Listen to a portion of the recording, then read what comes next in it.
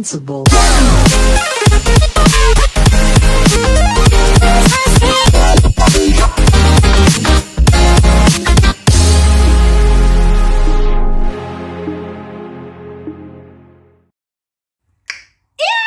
Gente, aqui é a Manu e sejam bem-vindos a mais um episódio de The Apothecary Diaries. E nesse episódio tivemos o Festival das Raposas. O episódio começa de noite e a Mamão e a Sisui já estão todas vestidas por conta do festival, então elas vão ter que usar as máscaras de raposa. A Sisui vai vestir a sua e a Mamão percebe que normalmente as pessoas meio que pintam meio que o canto dos olhos de vermelho. Mas no caso da Sisui, ela pintou de verde, parecendo um cão guaxinim. E a Sisui responde que a Mamão se parece uma gatinha. A Mamão tenta amarrar meio que a máscara meio que na cara, mas o cabelo tá atrapalhando. E a Sisui vai amarrar outra vez e percebe que o cabelo fica solitário, só com uma corda. Então a Mamão decide usar o enfeite de cabelo do Jinchi.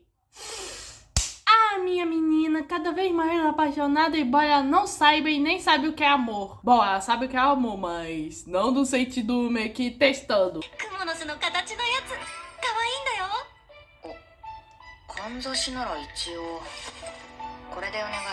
E aí a Sisui faz essa pergunta. Se ela pedisse pra dar a ela daria? E aí, a Mamão pensa no Jinchi bravo. Meu Deus, mal apaixonada.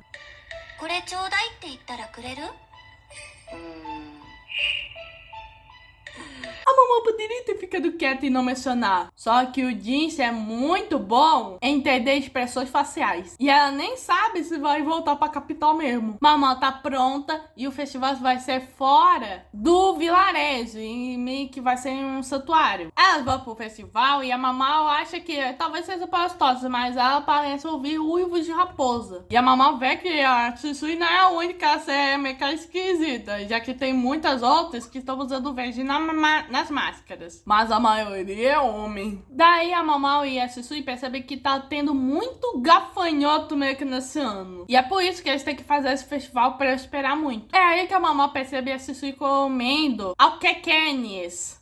E aí ela vai falando, olha, elas não são muito boas, pois são venenosas e no destino prazer as cortesãs. E aí a Sisui interrompe dizendo, eu sei. E pra que vocês meio que não entenderam, essas frutinhas aí são tipo abortivos. E aí tem essa questão. Por que essa menina tá comendo frutinhas que são consideradas abortivos? A resposta é mais do que óbvia.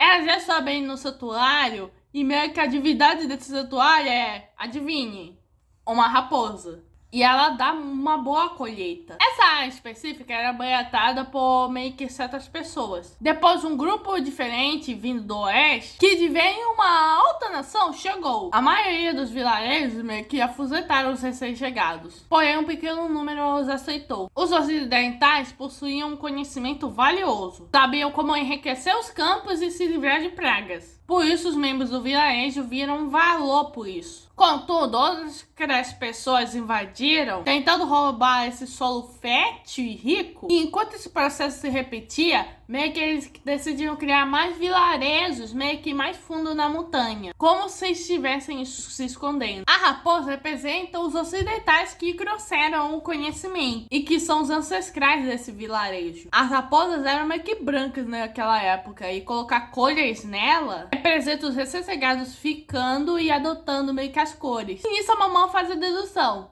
A raposa branca representa a pele pálida branca. Por meio de casamento de pessoas diferentes, as cores mudam. E nisso eu lembro de ter ouvido isso meio que no episódio do casarão com infinitos quartos, na qual o Jinchi e a Mamão fizeram aquele teste do primeiro imperador. Aí que a Sisui fala que muitos dos homens meio que do vilarejo têm dificuldade em diferenciar as cores, mas às vezes ocorre com as mulheres. Por isso pintam de verde ao invés de vermelho. E é aí que a Mamau tira a conclusão que esse povo e a Sisui também são do mesmo grupo que veio do oeste. Ao todo mundo, incluindo Mamau e Sisui, colocarem as máscaras meio que em um único só lugar, é revelado que depois de ficarem no santuário por 1 ano, elas são queimadas. Aí a Mamau e a Sisui andam pelo festival onde tá rolando barracas de comida. A Sisui vai comprar uns espertinhos e tinha sapos e gafanhotos. E a Sisui quer comer os de gafanhoto. E a Mamau hesita em comer o sapo, pois ele havia tocado no sapo do Jinchi. A Sisui pergunta se a Mamau nunca comeu insetos. E a Mamau fala que não havia inseto pra comer no bandido do prazer. Aí elas avistam dentro do santuário uma criança, que é o Kyoyu. Já que todo ano tem uma criança que representa a divindade. E o Kyoyu é o que fez a máscara mais bonita. E a Mamão fica impressionando o fato dele ter ficado parado por muito tempo assim. Eles revezam meio que durante a noite, meio que todo mundo se voluntaria pra isso. Além de virar uma boa memória. Nisso, a Mamão e a Sisui vão esperar o Kyoyu sair. Só que ela se encontra com outras crianças que meio que falam que a cabeça de arroz tava vazia. Que é aquela que a líder da vila os deu. Meio que a líder só dava esse tipo de arroz meio que do campo dela. É então que a mamãe resolve meio que oferecer sua própria cabeça de arroz. E assim se vê o quanto a mamãe é uma boa pessoa. Bom, para ela que ela não via sentido em meio que segurar isso. E nisso já aparece nos preciosos do Kyoyu. E ele tava ótimo como divindade. Ele só queria que sua mãe tivesse visto ele. E aí que a mamãe estranha. Que é o fato de que a mãe dele não mora com ele. Então os três vão ver as máscaras do ano passado queimarem. E o Kyoyu pergunta a Mamau sobre o desenho que ela pintou. Pois dizem que quando desenha na máscara um desenho, o desenho se realiza quando a máscara é queimada. E a Mamau se descobriu isso agora. E a Sisui achava que ela não acreditava em suposições. E o povo do Kyoyu: não é suposição, deixa se realiza mesmo. Por isso, ele passou o tempo pintando e escrevendo na sua máscara. E a mamãe até pergunta o que ele pintou e ele meio que não revela. Mas com certeza isso tá relacionado à sua mãe. Começa a queimar das máscaras e o Kyoyu meio que afirma: eu sou muito grande, eu passo pano pra eles. E a mamãe: pô, tu tá forçando muito. Nisso, as máscaras começam a queimar. E o Kyoyu tá vendo e ele não sabe o que dizer, mas ele espera que sua máscara queime direitinho. E nisso, a gente vê algumas máscaras caindo meio que daquela torre de chamas, meio que como se elas estivessem escapando dessa queimação. E isso pode ter um grande simbolismo para esse final de temporada. E é revelado que os desejos não realizados afundam ali meio que para as próximas colheitas. Os insetos nunca meio que sobrevivem ao inverno, somente deixam filhos. Logo após o festival, elas chegam meio que na casa e já se encontram com Suirei. E nisso, a Sisui e a Suirei tem uma interação mais de irmã. E aí é que a Suirei pergunta pra Mamau: tá, o que tu quer? E a Mamau quer que ela fale do remédio da ressurreição. E a Suirei: você tem noção da sua situação nesse momento? E a Mamau, tecnicamente, é uma refém. Mas a Marcela não tá sendo tratada como presa e tá bem relaxada. Como a Bela da Bela e a Fera. A Mamau vê que a forma que as duas estão agindo, meio que vê que tem alguma coisa errada. Mas tudo que importa pra Mamau é o remédio da ressurreição. É aí que a Mamau faz do seu jeito investigação violenta. Ela pergunta se é saia roxa ou baiacu. E é aí que a Suirei vai passar na pele, pela pele do Jinchi, pois a Mamau ama os revenenos. 割合は他に入れるものは量はどれぐらいが適量ですか？あと蘇った後の体の状態を教えてください。意識はどの程度で戻りました？すぐ動けましたか？マンだらけはいらないと思う。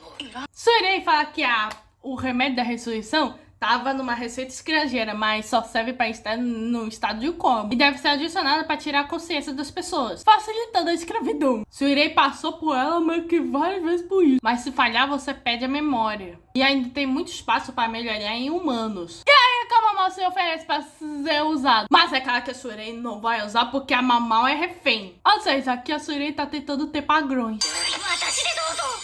お前では試さない。なんでですか？遠慮せずに。人質だろう。Bom, a Sisui fica feliz que ela esteja se dando bem, pois as duas mal têm amigas. E as duas mandam a Sisui calar a boca. じゃあもうマオマオも友達少ないもんね。うるさい。黙って。 Momó até queria perguntar mais coisas para a Sisui. Do porquê a Cross e qual é o objetivo dessa movimentação. Mas principalmente quem é as verdadeiras Suiren e Sisui. No dia seguinte, a Suiren dá um bando de livro que tem um monte de Eva. Ou seja, é para manter a Momó ocupada. Para assim ela não pensar em fugir. E quem também tá visitando a Momó é o Kyu, que pergunta: nossa, o que você fez para você meio que estar escoltado de guarda? E a Sisui força a Momó a comer café da manhã. マオマオ、朝ごはん冷めちゃうよ。後でいい。もうそんなこと言って。 A Sisui, além disso, ela troca a roupinha da Momó. E o Kyo meio que acha que a Momó é preguiçosa e a compara com a Shenmei. Depois que a Momó troca de roupa, o Shiryu vai lavar a louça. E aí que a Momó pergunta por que o Kyo não mora com a família, já que eles não deveriam ser ricos. E aí a Sisui fala: não se sabe se ele vai continuar sendo nobre pra sempre. E também a Sisui pega o enfeite que a Momó tava usando e meio que ela fala: olha, esse enfeite é muito bom, tem que ter cuidado. E ela analisa se vê que vai dar meio que dinheiro. E pelo padrão, meio que parece que foi feito por um artesão. E alguém com bons olhos saberia quem encomendaria. O que quer dizer que não dá pra vender. E a Momó pensa no Jinx, que considerando o quão grudento ele é, só voltaria para ela. E a Momó meio que vai vestir o enfeite. E então a Sisui dá seu próprio enfeite para a Momó, para assim ela ficar bonita. ちょっと物足りないかな。 E a Momó vê que a Sisui, meio que ela é muito boa nisso. E ela fala que ela apanha se ela for lenta. E também jogam água quente nela se ela meio que não fazer massagem boa. E tanto eu quanto a Momó ficamos com a mesma reação. A menina veio de uma família abusiva. E a Sisui ainda confirma que foi a mãe que fazia isso. A Sisui decide sair e a Momó fica com muita pulga atrás da orelha. Depois de terminar todos os livros de ervas, e já se passou 6 horas. E a Momó começa a ver pela vista do quarto onde ela tá, meio que todo o vilarejo. E a Momó percebe que tem um único lugar onde meio que o arroz meio que não foi colhido. E fica perto de um pequeno armazém. E isso só faz lembrar de ontem, sobre o cultivo de arroz. E a Momó percebe que esse lugarzinho tem um quadrado perfeito. E aí que aparece o Kyo do nada. E a Momó dá uma bronca no menino. E, gente, esses dois são muito engraçados. もしかして。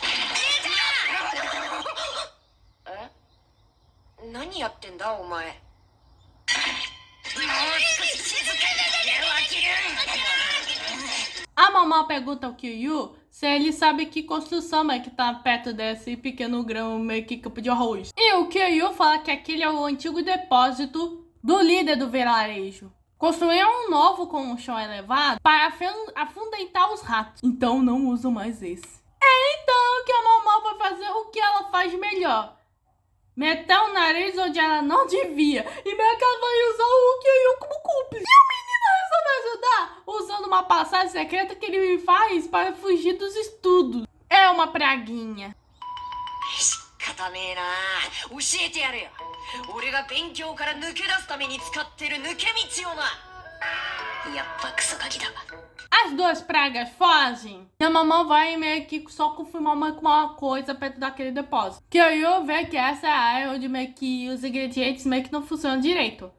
Mas a Momó fala que não é isso. A largura da janela meio que é da mesma área meio que do campo de arroz. Essa é a única parte onde meio que essa área recebe luz à noite. A luz que vem daquela janela. É aí que o Kyu fica curioso, pois a luz está impedindo meio que esse campo cresça. Mamão fala que é comum dizer que as plantas crescem mais com a luz do sol. Mas quando recebem meio que uma luz forte meio que constantemente, isso bagunça o crescimento. Assim como ao mudar meio que o local, a Momó conseguiu fazer aquelas flores, que são as famosas rosas azuis, crescerem fora da época. E aí que vem a questão dos ratos, na qual tem um abastecimento infinito bonito. E aí que a mamãe lembra do que a Suiren disse, que o remédio da ressurreição precisava de melhorias antes de ser aplicado em humanos. E aí que a mamãe percebe que a Suiren estava testando em pequenos animais, que são mais fáceis de capturar. E a próxima coisa que eles vão fazer é invadir o depósito. E o Kyoryu ajuda.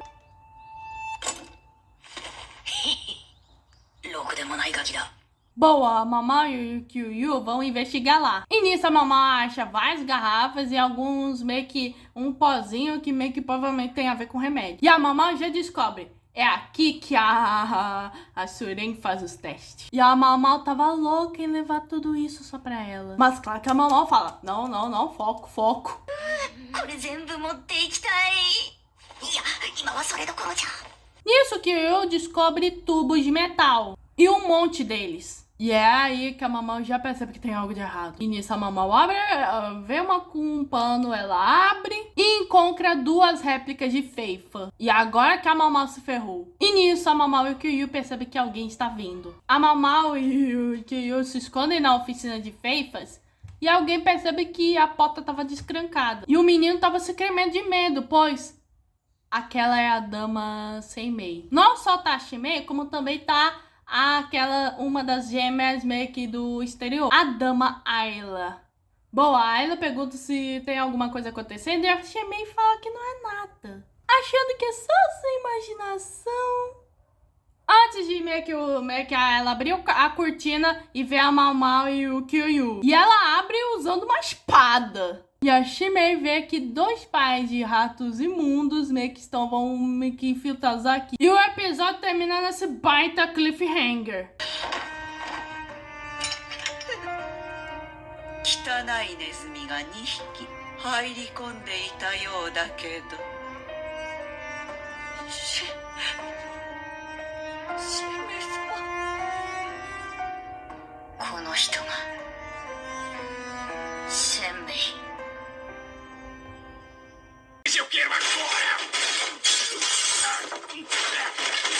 É, gente, esse foi um baita episódio. Eu tô gostando muito que eles estão conseguindo desenvolver mais desse arco e também da própria Susui e da Suiren. E tudo me diz que essas duas vieram de um lar abusivo. E também temos o início da parceria de Mamão e Kyoryu, meio que sendo os pestinhas. E senhoras e senhores, já é introduzida a rainha amada desse universo. A prévia do próximo episódio eu confio em minhas suspeitas, pois a Shimei dá um tapão na Suiren. A Shimei descobre sobre as bandanas da Mau Mau. A chegada da Lola. O coitado do Kyoryu meio que preso nesse contrafogo. Mau Mau descobrindo várias mulheres meio que doentes. Kyoryu com as outras crianças. Retorno do núcleo do Jinchi, onde vemos o Laomei e o Lacan. E o Lahan. E o Lacan vai confrontar o Jinchi. E a gente vê a Mau Mau numa fortaleza. Bom, gente, esse foi o episódio 19 da segunda temporada de The Apothecary Diaries. Se inscreva no canal, ative o sininho, compartilhe. Como eu não tô busy, fui.